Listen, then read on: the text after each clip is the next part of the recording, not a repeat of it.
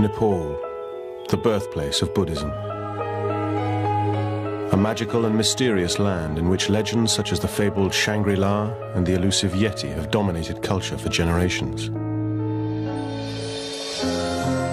But a new story has emerged. One that is being seen as a modern miracle, something only possible through the spiritual power of Buddhism. It's a phenomenon that people draw great pride and inspiration from here. Rambon Jan, a 15-year-old boy, has been meditating in dense jungle without food or water for 10 months.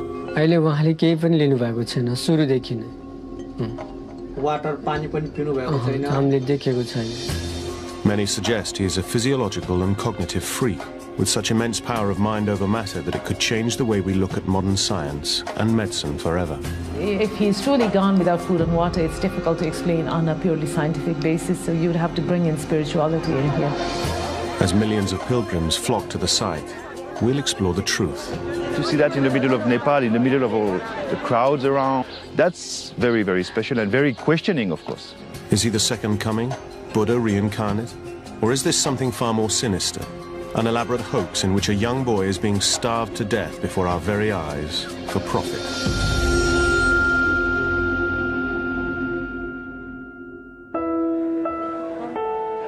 Many people fast for religious or health reasons for short periods of time, but they never reject all sustenance. The longest a person can go without food has been documented as being around 2.5 months before you die of starvation. In an open environment, breathing normally with warm air surrounding you without any fluid at all, you would last between 4, perhaps 5 days. Rambon Jan has not eaten and, more importantly, not drunk anything for 10 months. By filming him continuously over the next 4 days, we will investigate this phenomenon and discover whether a human being can live without food and water. It would be impossible to meditate for that long without food and water. I studied similar cases in the past, and this is possible. Through his deep meditation, he's gone into a hibernating state, and he is living on spiritual energy. I can't accept that. It goes against what I know about how the body works, about the nutrition that you need. He's getting food and he's getting fluid from somewhere. Ram has never been scientifically tested. He sits undisturbed as millions watch his every move. If he did the same thing in Birmingham or in Baltimore, I'm not sure that the society would perceive him in the same way. Why isn't he in school? Why doesn't he get a job? He should be doing something. Nepal is a country relatively untouched by the global market, where 90% are devout Hindus and 10% Buddhist. I think it's a great story for Nepal. I mean, I think it comes to the right time. Nepal is in a state of political turmoil.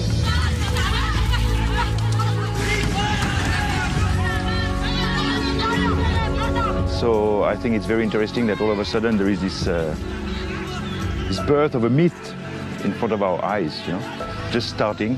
Nepal faces a stark, desolate reality without its religious beliefs. I don't know if the story of Ram Bahadur Bomzan appeals to a certain consciousness now, looking for some saint, some figure, someone who can perform miracles at a time when life seems so tawdry and broken and uncertain.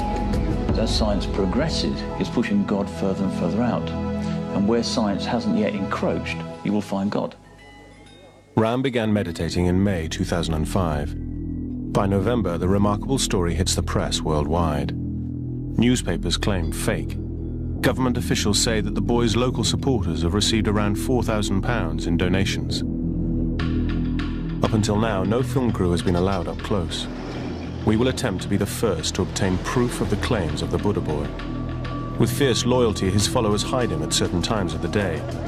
This has drawn suspicion, but who are these followers, and what are their motives? What has happened is that because of the people who've started coming in, it's turned into kind of a circus. Soon, roads become nothing but dirt tracks. After traveling more than 12 hours from Kathmandu, the last 40 kilometers through dense jungle, suddenly a gate manned by sentries bars the way any further. And we're diverted to a bustling temporary city of hawkers, fast food sellers, and a bus park in the middle of nowhere. Previously, we used to farm only, but now there are jobs available. There is good income. Amazingly, 10 months ago, there was nothing here but jungle. The city has been expanding at an astonishing rate ever since the boy began his meditation. There is a kind of economic desperation which perhaps a phenomenon like this would attract people. I used to run a restaurant in the city, but this one makes much more money. After walking 5 kilometers from the temporary city with the throngs of devotees, we are confronted by crowds 20 deep and the boy surrounded by a series of barbed wire fences. We have to fight our way through just to get a glimpse from the 50-meter fence.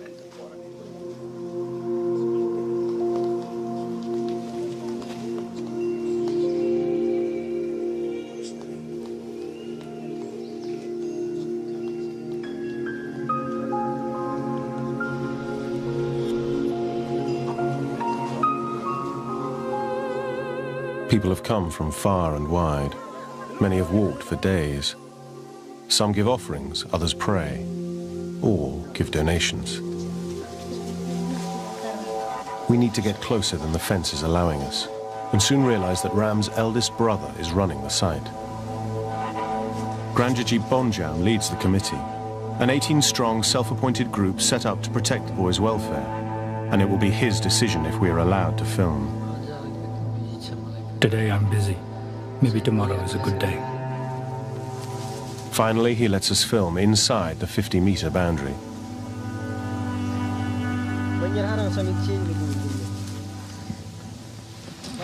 Unfortunately, just as we reach a second fence at a distance of 25 meters from the boy, we're stopped from going any further. So it is here we start recording. By the end of our first day, Ram has not moved a muscle since we began filming 8 hours previously. If you wanted to prove that he really wasn't taking any fluid at all, you would have to film continuously for at least 4 to 5 days. At 10 p.m. we are moved back to the 50-meter fence, too far away for our infrared cameras to pick out the boy. Without water, even under reasonably good conditions, you're talking about lasting no more than about 4 days. He's trapped behind a gate padlocked by the brother. He has the only key. It is the only access in or out. By staying at the site and continually filming, we hope to find some clues to support Buddha Boy's remarkable claim.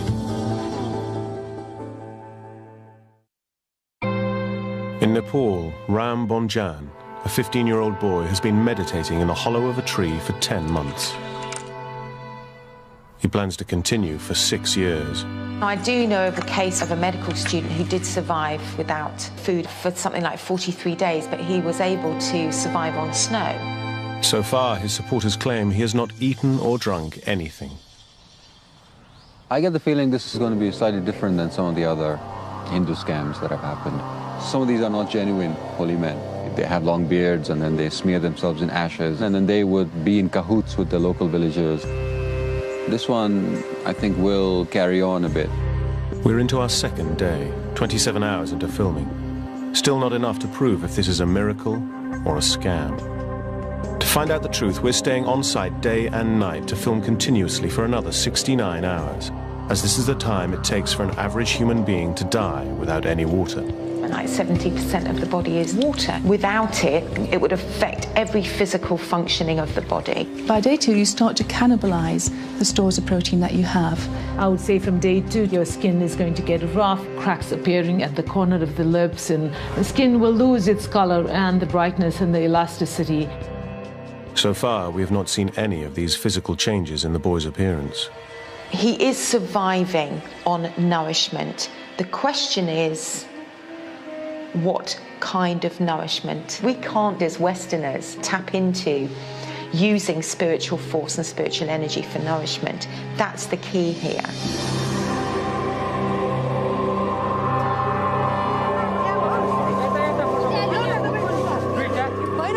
Every morning, an army of hawkers move in, selling Buddha Boy merchandise, including brochures, photo albums, and DVDs. We started selling these CDs a month ago when we were allowed to do so. Many of the sellers and pilgrims think he is the reincarnation of Buddha. His dream has been to gain Buddha's knowledge and spread the light of peace. The similarities are uncanny. Siddhartha, the Buddha, was born a mere 150 miles away, to a mother with the same name, Maya Devi. Both chose to meditate for 6 years under the same type of tree and follow a life of abstinence. Buddha eventually found enlightenment through meditation, and that is what Ram is trying to achieve. You can see a light coming from the top of his head and sometimes from his forehead. Many of the stories that are circulating the site are probably just gossip, but they all feed the myth and the growing aura of the boy. One story that started the legend was that poisonous snakes bit him on 2 separate occasions. I saw him after the snake bite, and he looked very pale. Cobras and vipers are common to the area, and their bite is fatal. Incredibly, Ram required no medical attention from the bites. Because of his meditation, he flew, the poison. I heard about it. Some saw the blood, but no one saw the snake. He was sweating there, and with the sweating, his poison was gone. The boy himself does seem to have some spiritual powers. If we were bitten by a snake, we were already gone. Just because of his pure meditation, he's alive. You know, you could question if you don't believe in these things, but the people his family seems to have faith in it, so we have to sort of recognize that. True or not, it is apparent that Ram Bonjan is putting himself in danger, not only by refusing sustenance, but also by sitting exposed to the elements and wildlife. This fatalistic attitude to death is very common in Asia. At this time, he lacks calories, he lacks proteins, he lacks vitamins, and he lacks water. So he would be susceptible to illnesses. He's got no ability to maintain an immune response or to support an immune response, and it does increase his risk of dying from an acute infection.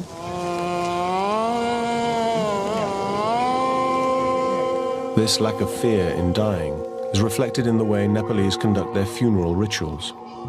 In the West, they're private, sad affairs. But there's openness here, an acceptance that sees death as a part of the cycle of life. Many put their bodies through extremes, as they think it's their mission in life. There are many stories about these rishi munis and these great sages in the past. Some of them could live without food and water for many years, not many months. In modern literature, Giri Bala, the non-eating saint, survived without food and water for 66 years, the longest time on record. Today there are many that claim extreme fasting, from Pilot Bubba, who survived underwater for 5 days without breathing, to Yog Mata, who buried herself alive for 72 hours. Even in Buddhist philosophy, there are people like that.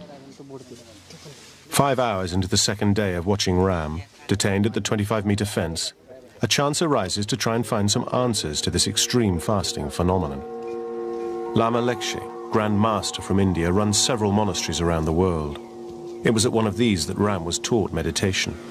The Lama has come to check on his pupil and allows us to follow him into the inner sanctum. The boy belongs to Kiku Buddhist monastery, which is in India, in Himachal Pradesh. And that monastery belongs to the Sakya tradition of Tibetan Buddhism. Very little is known of Sakya, one of the 4 Buddhist traditions. Its leaders keep their teachings a closely guarded secret. Buddha's teaching or our practice is not for your fame, not for your reputation, not to collect so many disciples. We usually don't expose much.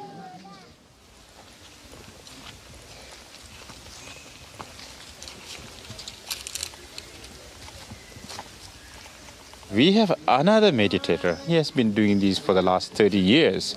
Today, his hairs are so long that he can't stretch down, so he put the small back hanged behind and then put all the hairs into that.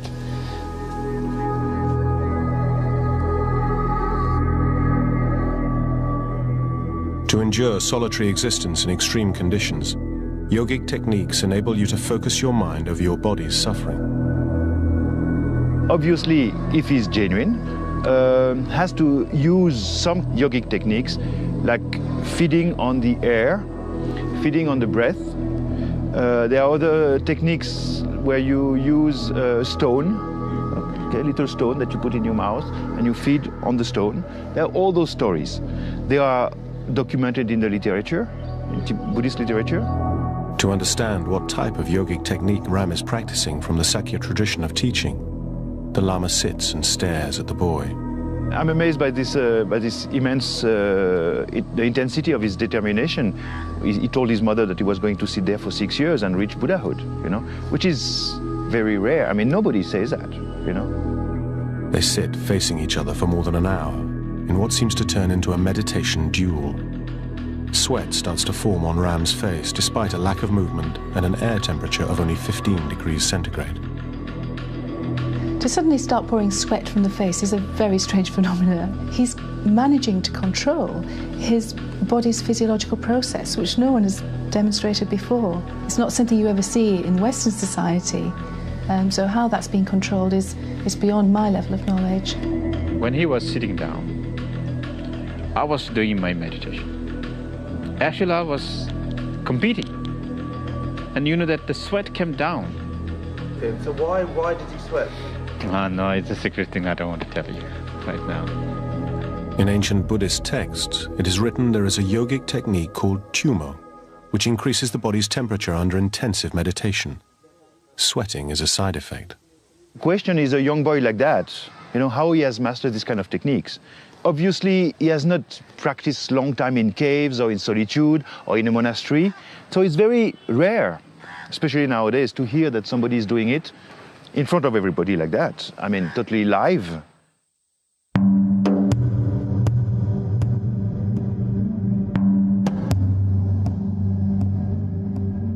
To understand how Ram learnt the practice of tumo and continues to survive without food and water, we must look into his past and his first visit to Lumbini, the birthplace of Buddha. These places are the power point. If you step here with faith, devotion, and with mindfulness, definitely that energy will do something for your brain and as your physical body. Definitely a boy like that, you know, who is so much devoted and sitting for almost like 7-8 months and meditating in a jungle, you know, when he touched this ground, definitely I believe he was very much inspired, maybe got some power. That's possible.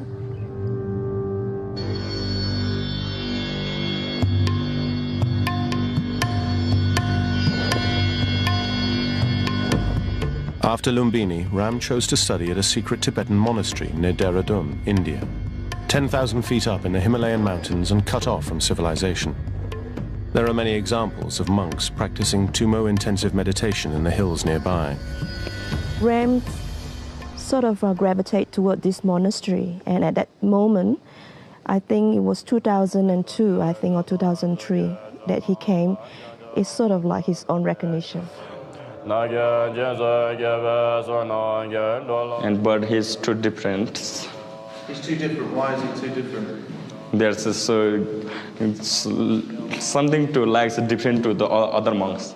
Tumo is a particular form of Tibetan meditation where the exponents are capable of withstanding extremely harsh conditions with very little food, very little water, and very little clothing. Some lamas are doing meditation in the icy Himalaya. From their body they bring the heat. So same way, maybe he has done that. American scientists tested the theory in 1982. Monks were soaked in sheets of cold water. 45 minutes later, steam began rising through the cloth. Some of the studies that I've been doing have shown that even novices using Tibetan chanting can increase their tolerance to cold pressor pain by 100% or more.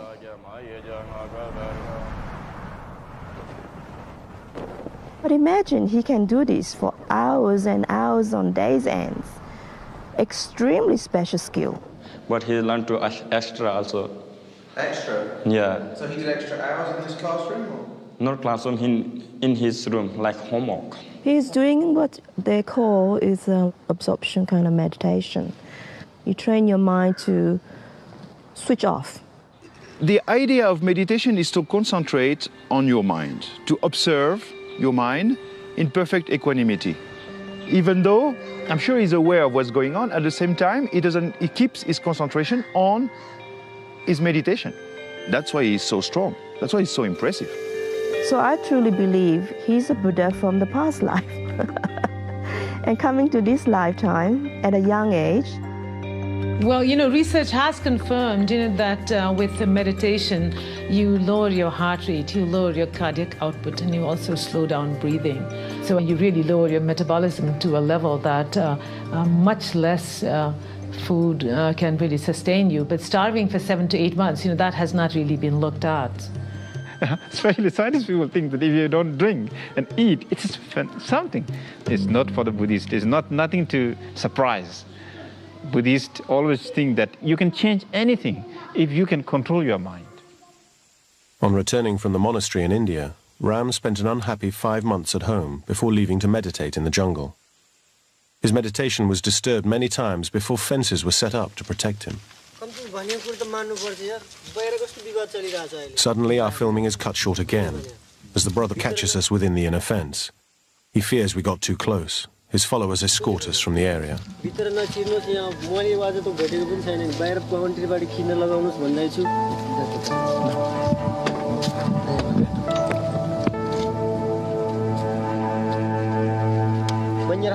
It is only now that we notice the full scale of the operation that protects the boy. Dozens of disciples pace the perimeter. Others are hard at work building new fences, sweeping and moving on the throngs of devotees. There must be 40 on duty at any one time.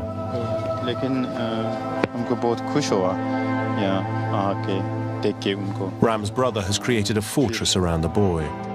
He lives in constant fear that someone will one day break the meditation. Despite his hostility, the brother unexpectedly offers to take us to the village where Ram once lived, allowing a camera to be left at the site to continue filming to prove Ram doesn't move. Yeah, this is my house. There are 9 children altogether living in the modest family home. Yeah, this is kitchen rooms. Looking around, it appears life hasn't changed a great deal since Ram began meditating. Reports have said that donation money from the site is going into the pockets of the brother and his followers. But there is little evidence to suggest that the family are benefiting.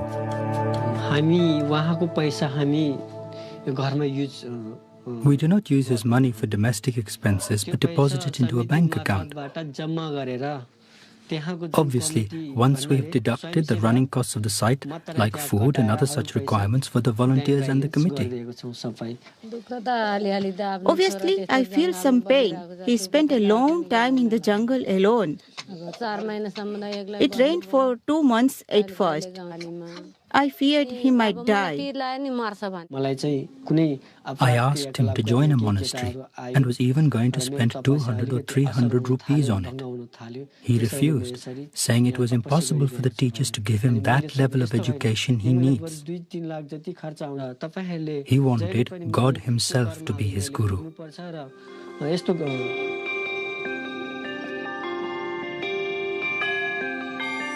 Just 10 months ago, Granjajit Bomjan was a farmer working the land in the village like generations before him.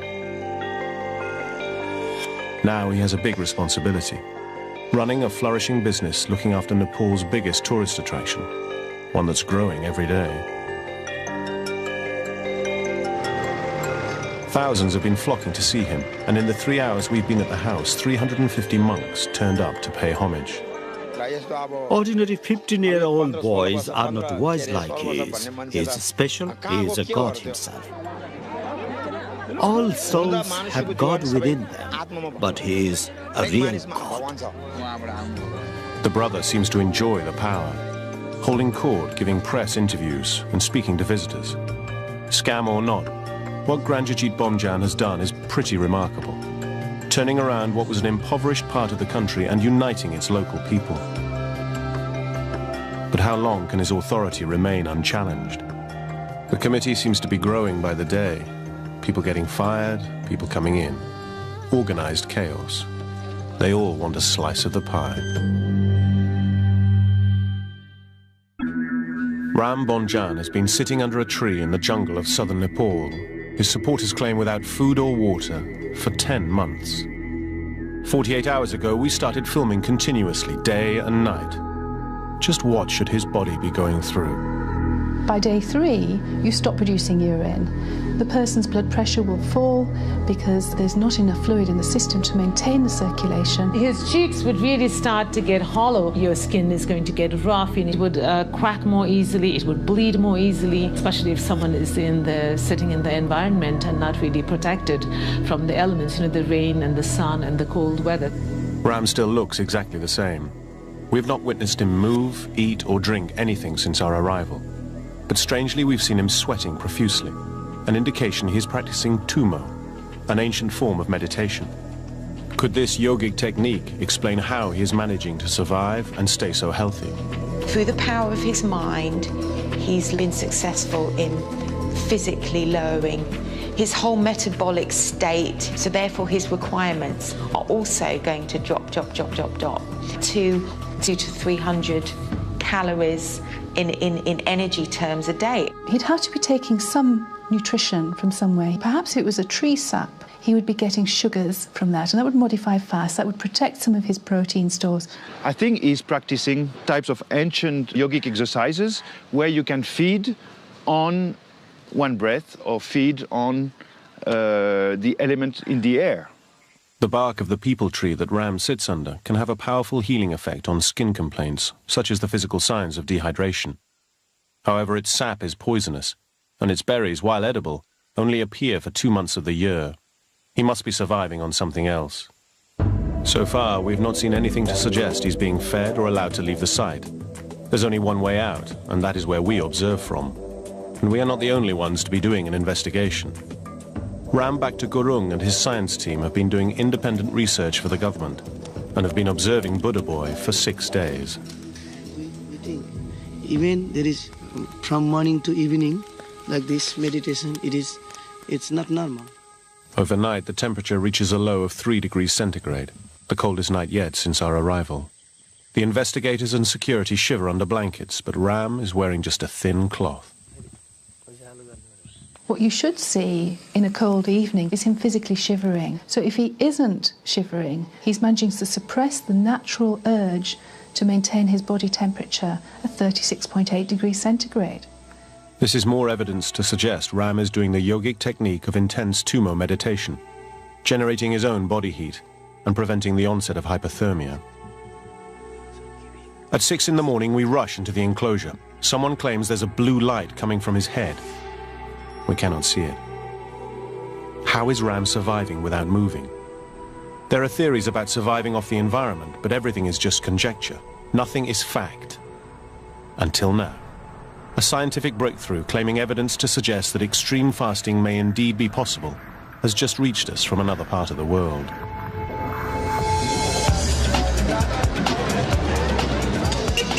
A doctor in Ahmedabad, India, has contacted us after witnessing the boy on television. He says that his team have made a discovery that could finally solve so many questions. I was really fascinated to see the boy who is fasting for 6 to 8 months, and that is not at all really so exciting to me because I studied similar cases in past and I can understand this is possible. Dr. Shah's most famous case is Prahlad Jani, a holy man who claims he has not eaten or drunk anything since he was 12. I haven't eaten anything, not even now, even though I'm 80 years old. That made me really quite excited because I knew that this is something going to change the feeling of medical world. Although I walk 100, 200 kilometers in the jungle, I never sweat, nor feel tired or sleepy. I can meditate for 3, 8 or 12 hours or even months. Prahlad Jani recently spent 10 days in observation, watched and filmed 24 hours a day. Minute to minute, second to second. And he was kept in a cabin which was sealed from outside. The bathroom was sealed. One of my assistants would remain with him all throughout 24 hours in changing duty. Doctors would come throughout the day at different time, which was not be told to him. And we made sure that nothing can go wrong in the sense medical world should know that there was not a single loophole. They took blood samples from me 3 times a day, morning, afternoon and evening. They checked my kidney, brain and put machines all over my body. They were trying to find out which factors made my body work. They put machines inside my body also. He was not given any food or water, and even when he was allowed to take a bath, the quantity of water was measured before and after to make sure nothing was lost. As I said, after 10 days, the parameters were all normal. We studied his hematology, and whatever studies you can think of, we could do it. I will live up to approximately 1,000 to 5,000, maybe even 10,000 years with this kind of body. That there was no food or water given to this man, that he did not pass urine or stool, and even he did not dribble urine. After a few hours, the urine would appear, some fluid would appear in the bladder, and again it would disappear. It is possible to modify fluid intake so you produce a very small amount of urine each day.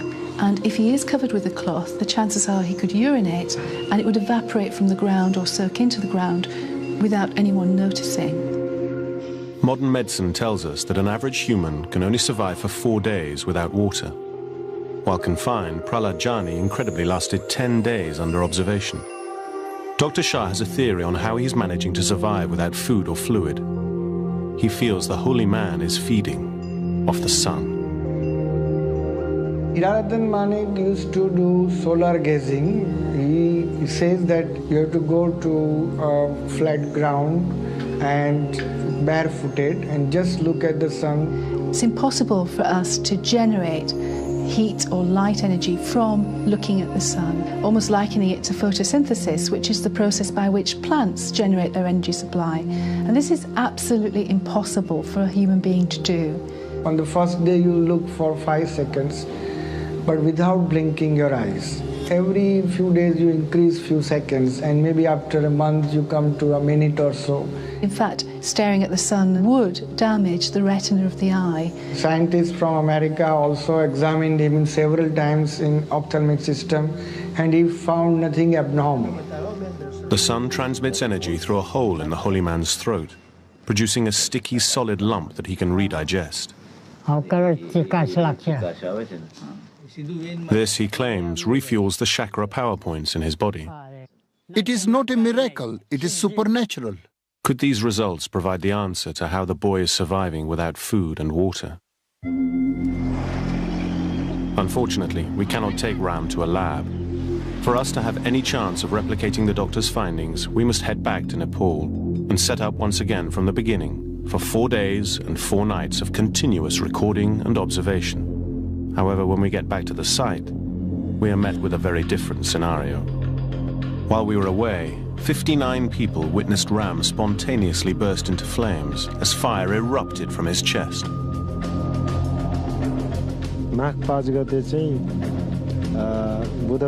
On the 5th of January, Wednesday, around 8 o'clock, we saw fire coming from him. He stood and threw the cloth in front of him and was naked in the middle of a burning fire. And then after some time, in a very soft voice, he called for his brother. He asked for a red robe to be thrown over him. He wrapped the cloth over his body and he said, let him concentrate on his meditation and do not disturb him. Over the past 300 years, there have been more than 200 reports of spontaneous combustion, the burning of a body without an identifiable ignition source. Its cause is an unsolved mystery. However, looking at previous evidence of Ram's sweating and assuming that he can control and increase his body's temperature through tummo meditation, maybe this is an extreme demonstration of his power, or just an increasingly elaborate hoax to gain more publicity. After just a week away, security has tightened, and the brother seems a deflated figure. When you start making about 20,000 rupees a day from this, and there's money involved, This is Nepal. There's going to be fights. It would be unnatural if the committee hadn't started bickering about it yet. The committee seems to have evolved and doubled in size, and it is not clear who is in charge. There are many voices, all challenging for superiority.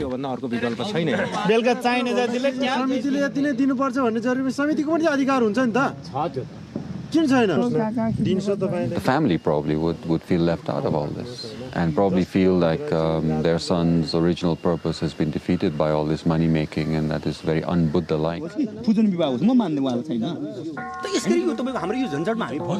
There seems to be a split within the committee as to whether or not we are to be allowed to continue. In fact, the government's response has been very interesting. Originally they said, well, we're going to test the boy. The Royal Nepal Academy of Science and Technology is going to go and take blood samples and do a DNA test. I don't know why DNA, but they haven't done it yet. The government of Nepal requested us to visit that site and observe what's happening it. We went very close by and we observed very minutely. His body is almost dead, Only the head part is live. We are concerned about the way of meditation without having any food and drinks. And next to that, the propaganda. Face color was red, like blood color. It is important to test on the boy if we want to know the truth. The report sent to the government states that the boy should be left undisturbed to complete his meditation and not to be tested scientifically. Whatever he is doing there, it is his personal right. There's not even been an effort to try to regulate the income or see who's getting what and try to see if it's not being scammed, that people are not being cheated. There's no official oversight over this whole thing. So it's happening in this sort of a Wild West kind of jungle setting. Another film crew has also arrived. They have even more difficulty than us and fail to get close to the boy. If you are making documentaries, the people are never knowing if you are acting also on the political parts or just for documentary. And sometimes it also can be very difficult and very dangerous also to shoot here with the camera. Nepal is in the grip of a long-raging civil war. 11,000 people have died in the last 9 years. The ruling royals are holding elections in the next few days, but violence has escalated as the Maoist People's Movement try to take over. And some believe the Maoist guerrillas have been seen in the area. I think the Maoists are more acting in the villages where it's for the army more difficult to reach and more difficult to fight against them. Everybody is speaking in Nepal, the Maoists are speaking, the political parties are speaking, and this guy just sit there like a silent prophet. Eventually we are allowed to film, but under close inspection from the committee. We reset our cameras to record the next 4 days and nights, the length of time it takes for a human to die without fluid. This is the only way we can prove if he is genuine or not. After 48 hours of continuous observation, Ram still hasn't moved. What is almost unbelievable is the fact that this child manages to stay in the same position during waking hours and sleeping hours. Try sitting for 30 minutes or an hour, 3 hours, not moving, just concentrating. And within 24 to 36 hours, where the skin surface reaches the contact point of where you're sitting, you will get damage to that skin area. And the formation of what we know in the Western world is called a pressure sore. It is the most challenging thing he's doing it. Incredible. A few hours later, he begins fidgeting and jerking. What you probably notice if you scrutinise your footage very carefully is that there are very small changes. What he's actually doing is shifting balance maybe from one buttock to another to relieve pressure points and allow blood flow back to that tissue.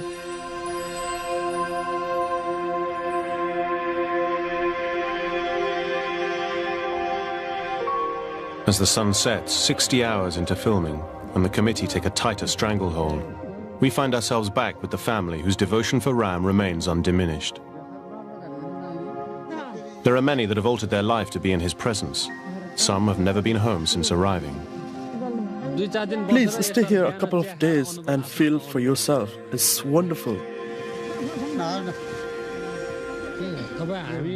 We have lived here eating only once a day for many months.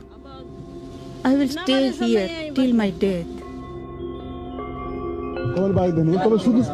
The relaxed environment suddenly changes. When word goes through the camp, there is a tiger loose in the site. Is it for real? Or are the committee creating more hype around the boy? The jackal was just over there. The tiger was a little further away. Chaos reigns as many fear for the safety of Ram. I understand the Nepali sense of the miracle of him not having taken food, not drinking. But for me, those are not the important issues. You know, whether he eats or drinks, I hope he stays healthy. After a thorough search, tiger prints are discovered. We realize how vulnerable the boy really is. We wonder if Ram is the innocent victim in this spectacle. After 58 hours, life continues as normal. Donation boxes are filled, and the crowds start to arrive. Ram appears to show no classic signs of degeneration through fluid loss, but a closer look at our footage might help us understand his physical and mental health. He looks unwell. If you saw this individual sat against a wall in London, you'd be very concerned about how he looks. As life passes him by, Ram just sits calmly meditating. There is a swelling in his neck, but whether that represents a goiter or an underactive thyroid is very difficult to say. Having a severely underactive thyroid would mean that your metabolic rate is incredibly low, which means that you can survive for a very long time without food and fluid. It almost looks like you can see the ribs showing through, and that would represent quite advanced starvation, and you started to waste away the muscles between the lungs, between the rib cages. Probably sat in that position well away from individuals is the safest thing for him in order to prevent an infection that could ultimately kill him. Is Ram now a victim of his own success, being slowly starved to death for profit? Only time will tell. This could turn out to be a very sad story. Where?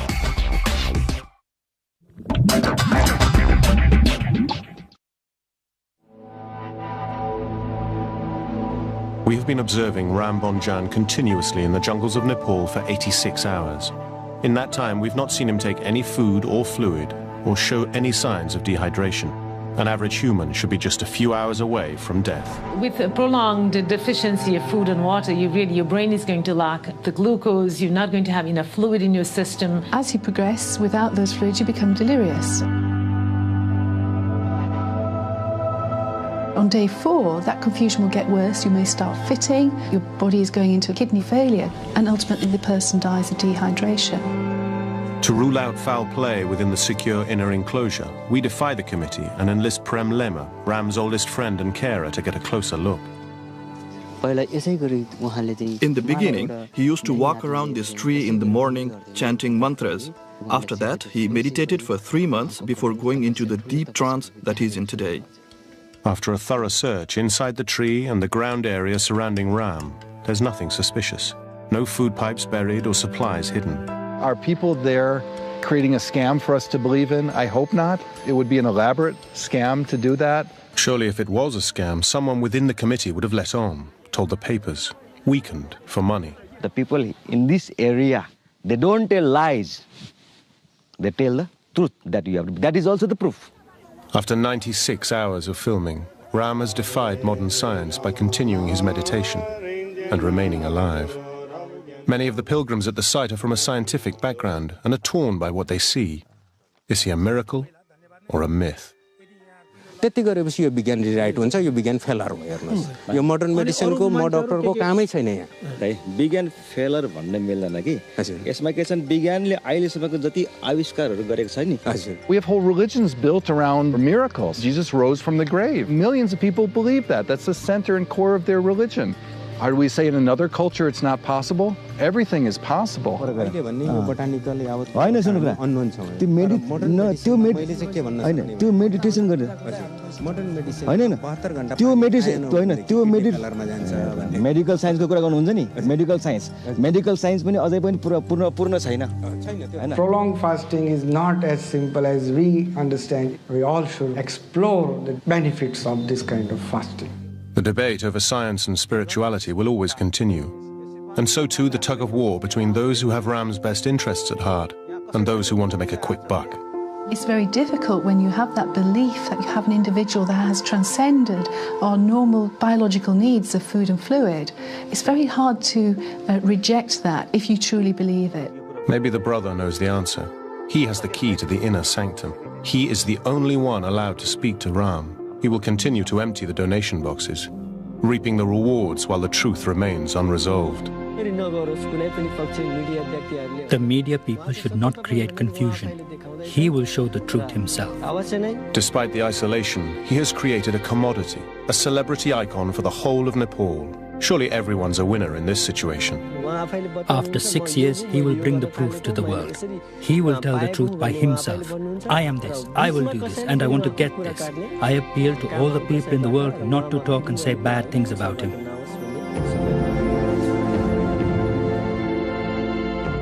No one really knows what Ram is thinking, how he is surviving, or if he is Buddha. And so it turned out. March the 13th, 2006, events took a turn that no one could have anticipated. Ram disappeared. Some reports suggest he's gone deeper into the jungle to continue his meditation in peace, undisturbed. Other reports are more sinister, claiming that he's been kidnapped. Perhaps Ram has decided against being a scientific miracle or a religious icon. The once thriving bazaar and bus park is deserted, the fence is broken, and the only trace of Ram is a red robe lying discarded in the hollow of a tree. He has not been seen since. Next here on Discovery Channel, we're at the cutting edge of medicine as doctors use a revolutionary body pouch to save a fireman with severe burns. Extreme Medical Stories is after the break.